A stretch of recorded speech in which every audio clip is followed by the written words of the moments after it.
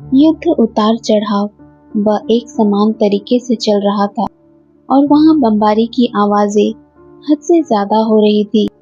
पूरा जहाज हिला और उसकी नाक ने गोता खाया। मैंने अपनी खिड़की में से एक उन्मत्त दृश्य देखा। जापानी जहाज आकाश को भरते हुए दिखाई दे रहे थे।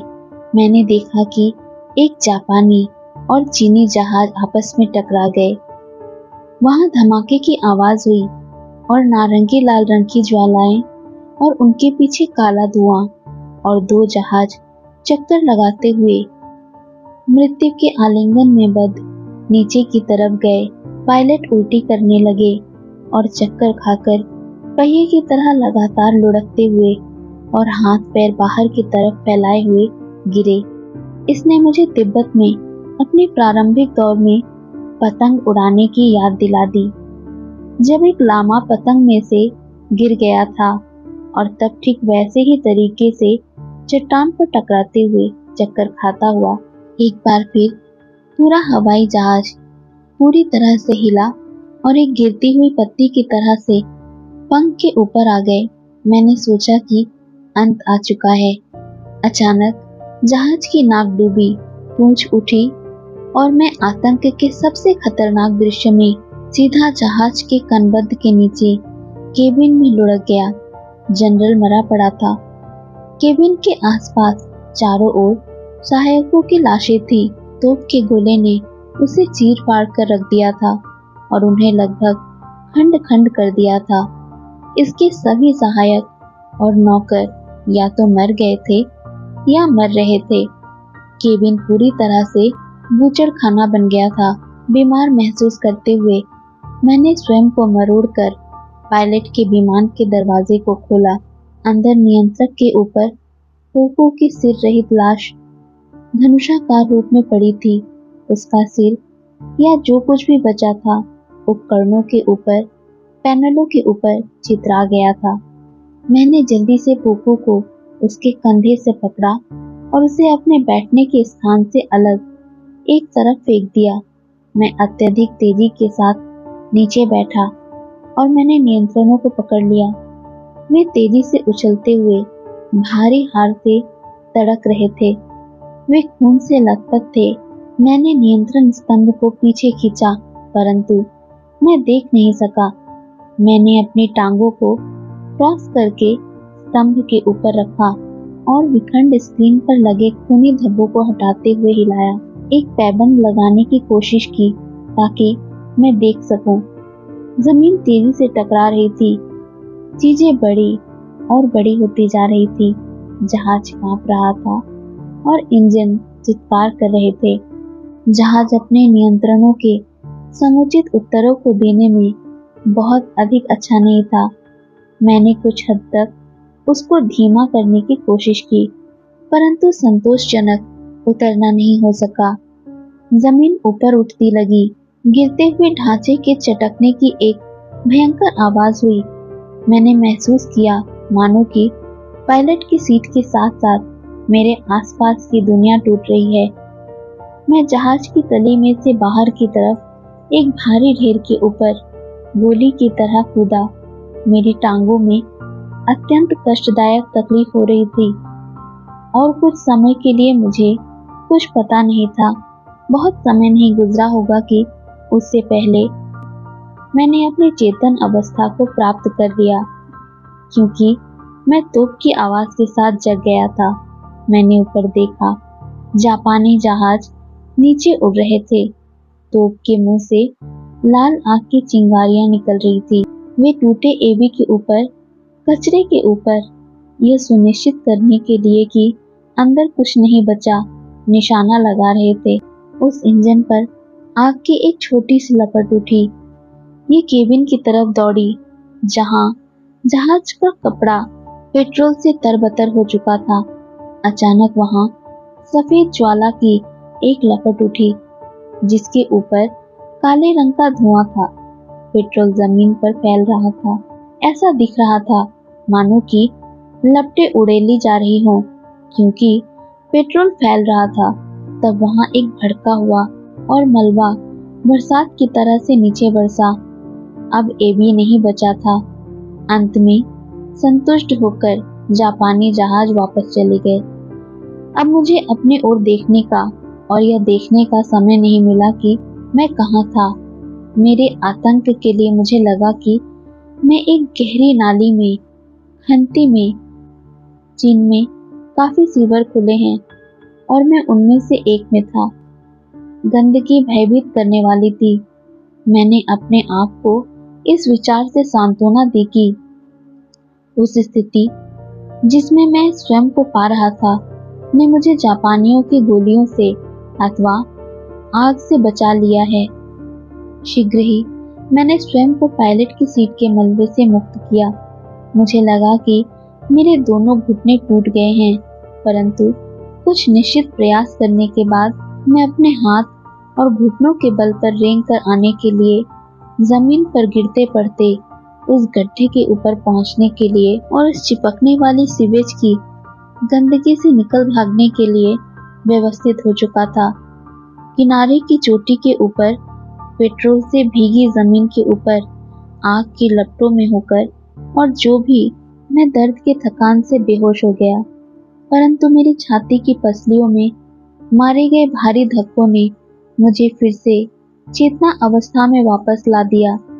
जापानी सैनिकों को इस जगह लगी आग की लपटों ने आश्चर्यचकित किया और उन्हें मैं मिल गया। यहाँ एक है जो जिंदा है, एक आवाज ने कहा। मैंने अपनी आंखें खोली और देखा वहाँ एक स्थायी बोनट वाली राइफल को लिए हुए एक जापानी सैनिक मौजूद था। मुझे घायल करने वाली चोट मारने को तैयार बोनट को वापस खींच लिया गया। मुझे उसे वापस लाना पड़ा ताकि वह जान सके कि वह मरा जा रहा है।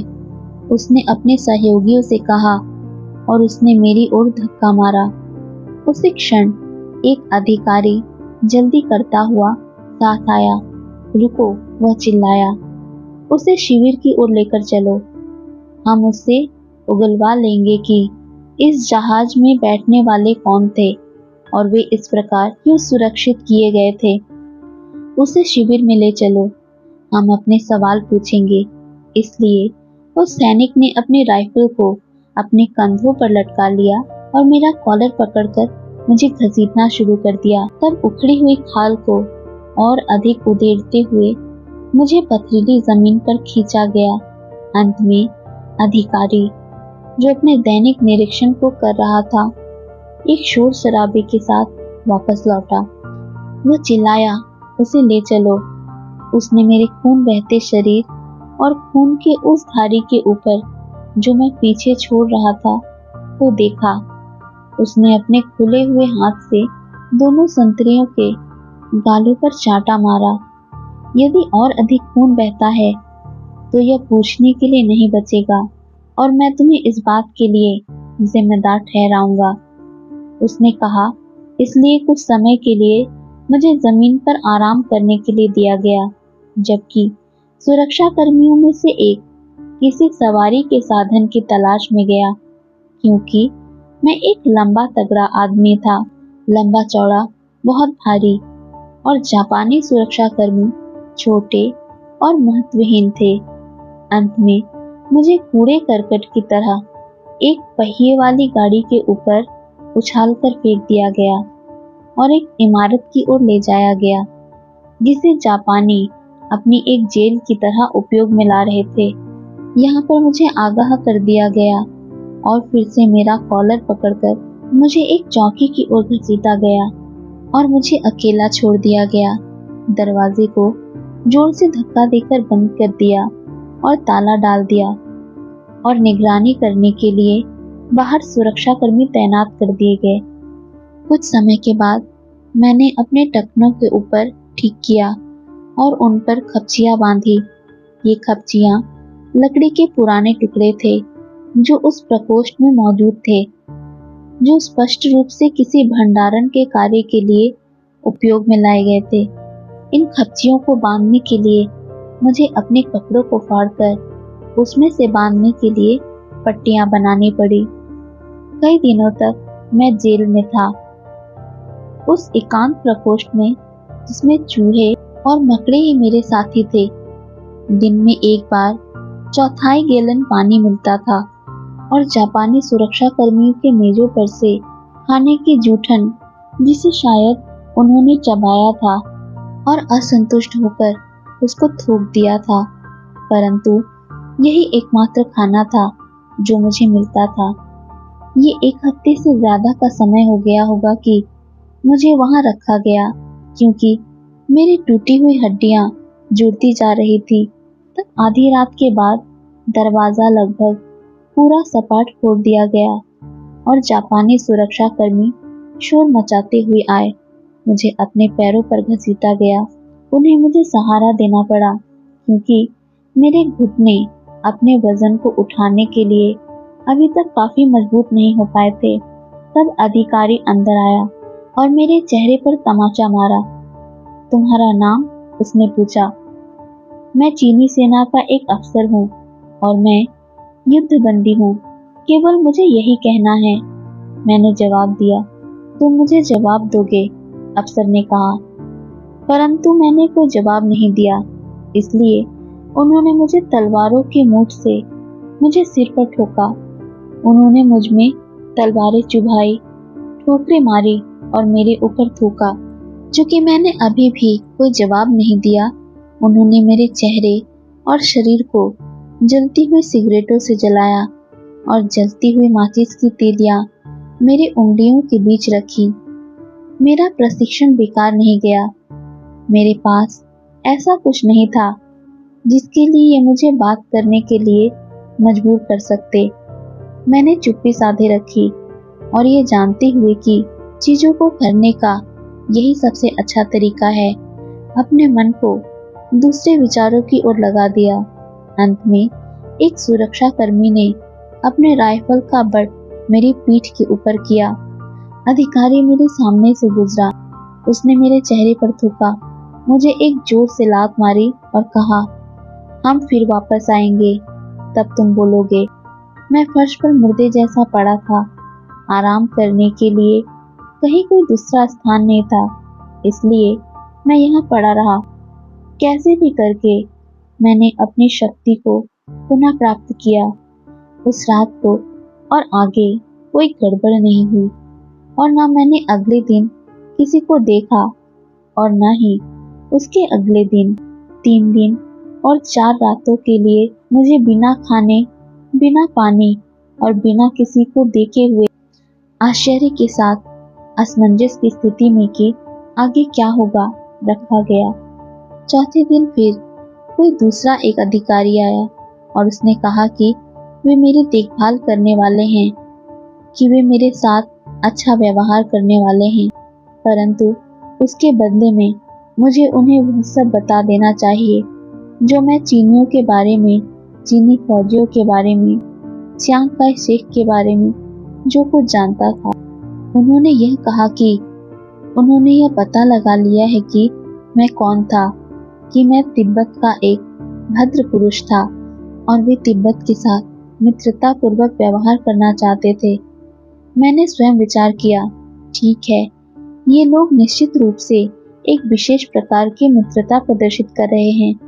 अधिकारी ने झुककर अभिवादन किया, घूमा और चला गया। 1 हफ्ते के लिए मेरे साथ ठीक तरह से व्यवहार किया गया। एक दिन में 2 बार भोजन और पानी, यही सब कुछ था जो मुझे दिया गया। पर्याप्त पानी नहीं, पर्याप्त भोजन नहीं, परंतु कम से कम मुझे अकेला छोड़ दिया। उनमें से 3 एक साथ आए और उन्होंने कहा कि वे मुझसे प्रश्न पूछने वाले हैं और मुझे उनके प्रश्नों के उत्तर देने हैं। वे एक जापानी डॉक्टर को अपने साथ लाए जिसने मेरी परीक्षा की और कहा कि मेरी हालत खराब है, परंतु मैं प्रश्न पूछे जाने के लिए पर्याप्त रूप से ठीक हूँ। उसने मेरे घुटने को देखा और कहा कि यह आश्चर्यजनक है कि मैं इस सब के बाद भी चलने लगा। तब उन्होंने परंपरागत रूप से झुककर मेरा अभिवादन किया और आपस में भी एक दूसरे का अभिवादन किया और दल बनाकर स्कूल के बच्चों के गिरोह की तरह से चले गए। एक बार फिर उनके पीछे प्रकोष्ठ का दरवाजा झनझना उठा और मैं जानता था कि अगले दिन मुझे फिर से एक बार दोबारा प्रश्नों का सामना करना पड़ेगा। अगले दिन सुबह जब आकाश में भोर की पहली किरण फूटी, सबसे पहली, उससे काफी पहले प्रकोष्ठ का दरवाजा तेजी से झटका मारकर खुला। वह पत्थर की दीवार के विरुद्ध टकराया। गार्ड तेजी से अंदर घुसे। मैं अपने पैरों पर घसीटा गया और 3 या 4 आदमियों के द्वारा बुरी तरीके से झकझोर दिया गया। तब मुझे हथकड़ी लगाई गई और मुझे एक कमरे की ओर ले जाया गया जो दूर, काफी दूर महसूस हुआ। अंत में हम प्रश्नोत्तर कमरे में पहुंचे। अधिकारियों का समूह तीखा दिखता हुआ सा प्रतीत हुआ। जैसे ही मैं अंदर लाया गया, उन्होंने समारोह पूर्वक झुककर अभिवादन किया। तब एक वरिष्ठ अधिकारी ने, एक कर्नल ने सत्य बता देने का उपदेश दिया। उसने मुझे विश्वास दिलाया कि जापानी लोग मित्रवत और शांति प्रिय होते हैं, परंतु मैं, उसने कहा, जापानियों का एक दुश्मन था, क्योंकि मैं चीन में उनके शांतिपूर्ण प्रवेश को रोक रहा था। चीन, उसने मुझे बताया, जापान की एक कॉलोनी होना चाहिए था, क्योंकि चीन बिना किसी सभ्यता वाला असभ्य था। उसने जारी रखा, हम जापानी शांति के सच्चे मित्र हैं। तुम हमें सब बता दो, हमें चीनी गतिविधियों के बारे में, उसकी ताकत के बारे में और चांगकाई शेक के साथ हुई अपनी बातों को मुझे बता दो। हमें चीनी गतिविधियों के बारे में, उसकी ताकत के बारे में और चांगकाई शेक के बारे में हमें बताओ, जिससे हम अपने सिपाहियों का नुकसान उठाए बिना चीन के विद्रोहियों को कुचल सके। मैंने कहा, मैं एक युद्धबंदी हूँ और अपने प्रति उसी प्रकार व्यवहार किए जाने की मांग करता हूँ। मुझे और अधिक कुछ नहीं कहना है। उसने कहा, हमें ये देखना है कि सभी लोग हमारे सम्राट के अधीन शांति से रहें। हम अपने जापानी साम्राज्य का विस्तार कर रहे हैं। तुम हमें सच्चाई बताओगे। वे प्रश्न पूछने की अपनी पद्धति में कतई नरम नहीं थे। वे सूचना पाना चाहते थे और इसे प्राप्त करने के लिए उन्हें कुछ भी करना पड़े, इसकी उन्हें चिंता नहीं थी। मैंने कुछ भी कहने से मना कर दिया, इसलिए उन्होंने मुझे राइफल के बटों की ज्यादती के साथ नीचे गिरा दिया। बुरी तरह से राइफल के बट मेरी छाती और पीठ में और घुटनों में ठोके गए। जब मुझे संतरियों के द्वारा मेरे पैरों पर दोबारा खींचा गया ताकि मुझे फिर से गिराया जा सके, कई कई घंटों के बाद मुझे सिगरेट के ठूठों से जलाया गया। उन्होंने तय किया कि इसके लिए अधिक कठोर तरीके अपनाए जाए। मेरे हाथ और मेरे पैर बांध दिए गए और मुझे खींचकर तहखाने में, कोठरी में डाल दिया गया। यहाँ पर मुझे कई दिनों तक हाथ और पैर बांध कर रखा गया। कैदियों को बांधने का ये जापानी तरीका अत्यंत कष्टकारी, दुखदाई होता है। मेरी कलाइयाँ मेरे हाथों के पीछे और गर्दन की ओर रुख करती हुई बांधी गई।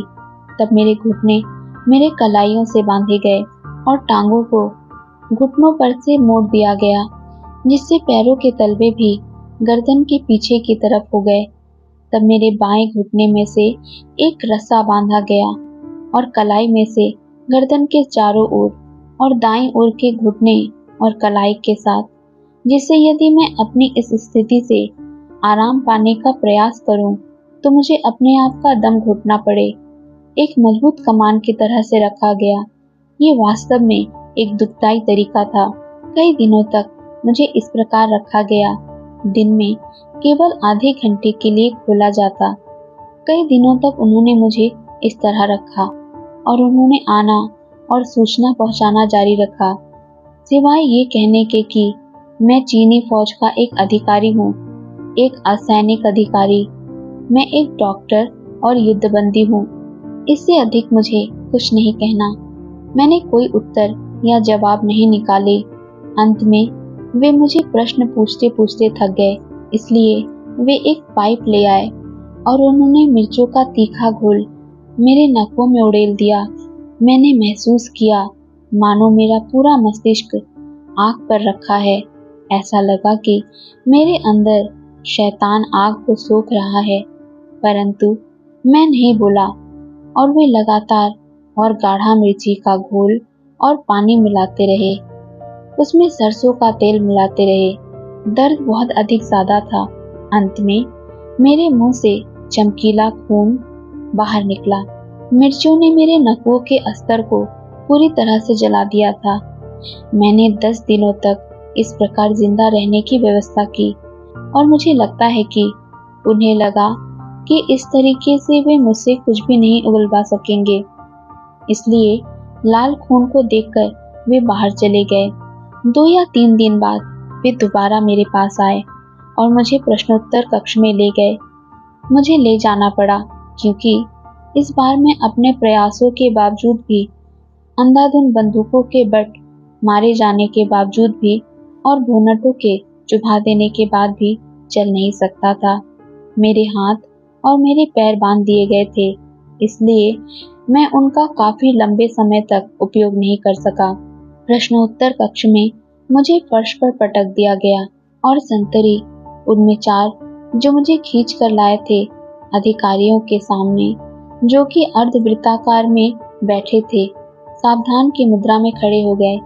इस बार उनके सामने तमाम अनोखे उपकरण थे जो मैं अपने अध्यक्ष से जानता था कि ये यातना के उपकरण हैं। अब तुम हमें सच्चाई बताओगे और अपना समय बर्बाद करना बंद करोगे। मैं आपको बता चुका हूँ कि मैं चीनी सेना का एक अधिकारी हूँ और मैंने जवाब में केवल यही कहा। जापानी गुस्से में लाल हो गए और एक आदेश पर मुझे एक बोर्ड से बांध दिया गया। मेरी बाहें फैलाए हुए मानो कि मैं एक क्रॉस के ऊपर था। बांस की लंबी खपचियां मेरे नाखूनों के नीचे छोटी उंगली के अंतिम जोड़ों तक घुसाई गई। तब खपचियों को घुमाया गया। ये वास्तव में बहुत कष्टदायी था, परंतु इससे भी उन्हें कोई परिणाम प्राप्त नहीं हुआ। इसलिए तब संतरियों ने जल्दी से ही ये खपचियां धीमे से निकाल ली और एक एक करके मेरे नाखून अंदर की ओर फट गए थे। दुख वास्तव में शैतानी भरा था। ये बहुत खराब था। जबकि जापानी ने नमक मिला हुआ पानी खून बहते हुए उंगलियों के अंदर डाला। मैं जानता था कि मुझे अपने साथियों को धोखा नहीं देना चाहिए, इसलिए मैंने अपने मन में अपने शिक्षक लामा मिंगियार डोंडुप की सलाह को याद किया। दुख के स्थान पर एकाग्र मत हो लोब्सांग, क्योंकि यदि तुम अपनी ऊर्जाओं को उस स्थान पर केंद्रित करोगे तब तुम्हारे द्वारा वह कष्ट झेला नहीं जा सकता। इसके बदले में कोई दूसरी चीज सोचो। अपने मन को नियंत्रित करो और किसी दूसरी चीज के बारे में सोचो, क्योंकि यदि तुम ऐसा करोगे तो दर्द तो तुम्हारे अंदर अभी भी होगा और उसके दुष्प्रभाव भी होंगे, परंतु तुम उसे झेलने में समर्थ होगे। ये ऐसे लगेगा जैसे कि पृष्ठभूमि में कुछ हो रहा है। इसलिए मैंने अपने मानसिक संतुलन को बनाए रखने के लिए और नाम न बताने के लिए और सूचना न देने के लिए मैंने मन को दूसरी चीजों पर केंद्रित रखा। मैंने भूतकाल के ऊपर विचार किया, तिब्बत में अपने घर के ऊपर और अपने शिक्षक के ऊपर मैंने चीजों की शुरुआत करने के बारे में सोचा, जैसे कि हम तिब्बत में जानते थे